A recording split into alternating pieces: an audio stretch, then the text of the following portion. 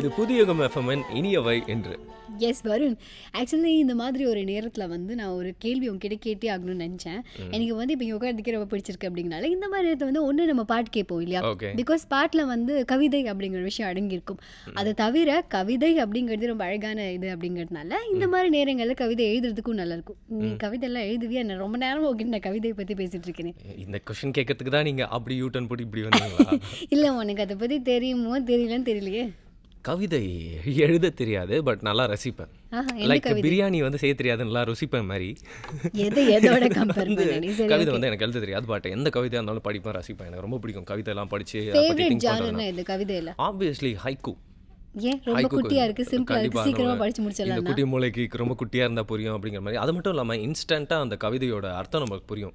ஒரு blink of an ஐ அப்படின்னு சொல்லுவாங்கல்ல, அந்த கவிதை அந்த கவிஞர் என்ன யோசிச்சு எழுதியிருந்தாரோ அந்த ஃபீலிங் நமக்குள்ள வரும். ஹைக்கூ படிக்கும் ரொம்ப பவர்ஃபுல்லா இருக்கும் அப்படின்னு சொல்லி நான் யோசிப்பேன். எஸ், ஆனா அந்த கவிதையில இன்னொரு முக்கியமான விஷயம் இருக்கு. என்ன தெரியுமா? லைக் வந்து ஒரு அழகான விஷயத்தை நமக்கு வர்ணிக்கிறதுக்கு வார்த்தை பத்தாது அப்படின்னு சொல்லுவோம். இல்ல வந்து ஒரு முக்கியமான விஷயத்த சொல்றதுக்கு எனக்கு வார்த்தையே வரல அப்படிம்போம். ஆனா அதை வந்து ரொம்ப கிறிஸ்பா சின்னதா சொல்றது அப்படிங்கிறது தான் ஹைக்கூ கவிதை.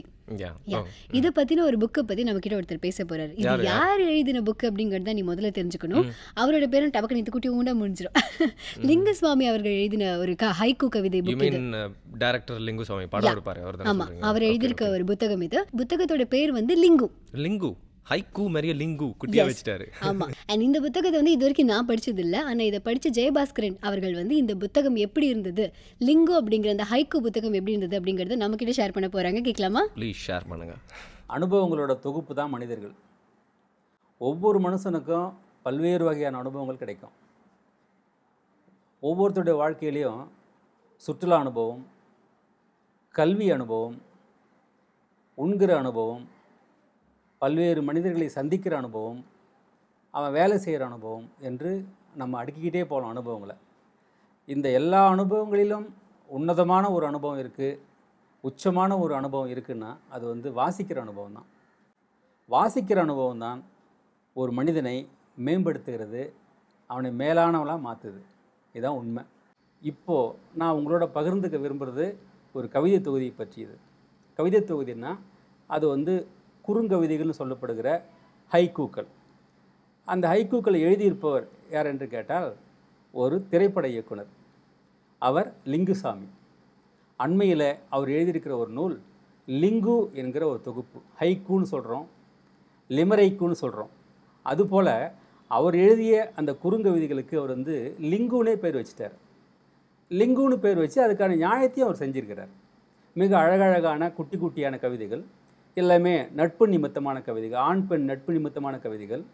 அதற்கடுத்து பார்க்க போனால் காதல் நிமித்தமான கவிதைகள், அதற்கடுத்து சமூக நோக்கிலான கவிதைகள் அப்படின்னு இந்த கவிதைகளை நாம் அந்த லிங்கு தொகுப்புடைய கவிதைகளை நம்ம பட்டியலிட முடியும். அதுபோல் இதில் இந்த நூலில் இன்னொரு சிறப்புன்னு சொல்லணும்னா இதில் இருக்கிற அத்தனை ஹைக்கூ கவிதைகளுக்கும் லிங்குசாமி தன் கைப்பட மிக அழகாக வரைந்திருக்கிற ஓவியங்கள் இந்த நூலில் வண்ணமயமாக அச்சேறி இருக்கின்றன. உண்மையிலேயே லிங்குசாமி வந்து ஒரு திரைப்பட இயக்குநராக அறியப்பட்டிருப்பவர். ஆனால் அவரிடம் இருக்கிற ஒரு மிகப்பெரிய சிறப்பு, திரைப்படத்திற்கு அப்பாற்பட்டு ஒரு மிகச்சிறந்த இலக்கியவாதியாக, கவிதைகளின் காதலனாக மட்டும் இல்லாமல் கவிதைகளை படைக்கிற ஒரு படைப்பாளியாகவும் அவர் இருக்கிறார். இதுபோல் காதல் கவிதைகள் தான் அப்படின்னு நீங்கள் முடிவுக்கு வரத்துக்கு முன்னாடி வேறு சில கவிதைகள் சமூக அக்கறையோட அழகியலோட இந்த தொகுப்பில் நான் படித்து ரசிச்சிருக்கேன். அதாவது வயல் முழுக்க பட்டாம்பூச்சி, என்ன செய்ய இறங்கி களை எடுக்க வேண்டுமே அப்படின்னு ஒரு கவிதை. ஒரு கவிஞனின் அழகான மனசை, மென்மையான மனசை மிக நுட்பமாக விவரிக்கிற ஒரு கவிதை அந்த கவிதை. அதே போல் புத்தர் ஆசைகளை துறக்க சொன்னார், ஆனால் அவர் சொல்கிறார் ஆசையாசையாய் வாங்கினேன் புத்தர் சிலை அப்படின்னு. இஸ்திரி போடும் தொழிலாளியின் வயிற்றில் சுருக்கம், ஒரு ஏழ்மையை, ஒரு வறுமையை, ஒரு உணவுக்கில்லாத ஒரு தொழிலாளியை சிறப்பாக படம் பிடித்து காட்டிருக்கிற கவிதைகள் ஒரு 5-6 கவிதைகளை சொல்ல முடியும் என்றால் அதில் இந்த கவிதை ஒன்று. அதனால தான் வந்து அறிவுமதி போன்றவர்கள் இந்த கவிதைகளை ஊக்கப்படுத்தி, லிங்குசாமியை ஊக்கப்படுத்தி அதை ஒரு தொகுப்பாக வர்றதுக்கும் உதவி செய்திருக்கிறார்கள் என்று அவர் லிங்குசாமியை சொல்கிறார். இன்னொரு கவிதை ரொம்ப அழகாக இருக்கும். இப்போ இன்றைக்கி எல்லா நிலங்களும் வீட்டு மனையாக மாறிக்கிட்டு இருக்கு. அந்த மனைகளில் இருக்கிற பனை மரங்கள் எல்லாம் இன்றைக்கி வெட்டி வீழ்த்தப்படுது அல்லது வந்து மொட்டையாக போகுது. அப்படி ஒரு சூழ்நிலையில் ஒரு கவிதை, மொட்டை பனைமரம் உச்சியில் அமர்ந்து தோகை விரித்தது மயில் அப்படிம்பார். ஒரு கவிதை எப்போ வெற்றி அடையுது என்று சொன்னோம்னா அதோட தோற்றம் அதோட வடிவத்தில் தான் வெற்றி அடையுது. அர்த்தமும் பொருள் ஒரு பக்கம் இருந்தால் கூட அது எடுத்தாளுவதற்கு எதுவாக, சொல்லுவதற்கு எதுவாக, ஒருவர் எழுதாமல் இந்த புத்தகத்தையே படிக்காமல் கூட இந்த புத்தகத்தில் இருக்கிற எல்லா கவிதைகளையும் ஞாபகம் வைத்துக்கொண்டு அடுத்தவருக்கு சொல்ல முடியும். அப்படி சொன்னால் அவர் அடுத்தவர் சொல்லுவார். பல நம்ம மரபே இலக்கியங்கள் வழியாக வாய் வழியாகவே வந்திருக்கு. பல்வேறு வகையான இலக்கியங்கள் மரபாக சொல்லப்பட்டு மரபு ரீதியில் சொல்லப்பட்டு ஒருவருக்கு அடுத்தவருக்கு சொல்லி பல தலைமுறை கடந்து பல கவிதைகள் வந்திருக்கு.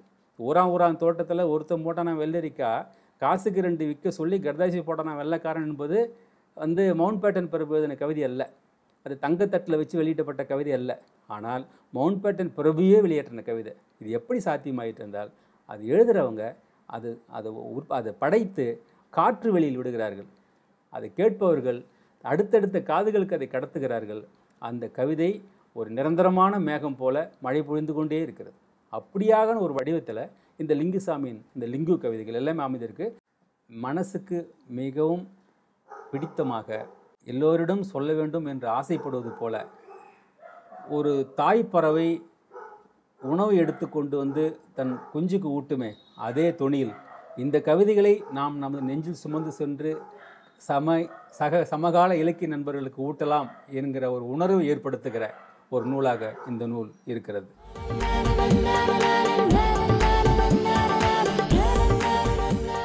நல்ல விஷயங்கள் நிறைய தெரிஞ்சுக்கிறதுக்கு நல்ல நேரம் பார்க்க வேணாம் அப்படிங்கிற மாதிரி சொல்லுவாங்க. ஸோ வரிசையாக நல்ல விஷயங்கள் மட்டும் இல்லாமல் சுவாரஸ்யமான விஷயங்கள்லாம் தெரிஞ்சுக்கிட்டே வரும். இன்னும் தொடர்ந்து எக்கச்சக்கமான விஷயங்கள்லாம் தெரிஞ்சுக்க போகிறோம். இது புதிய யுகம் FM இனியவை என்று. எஸ்.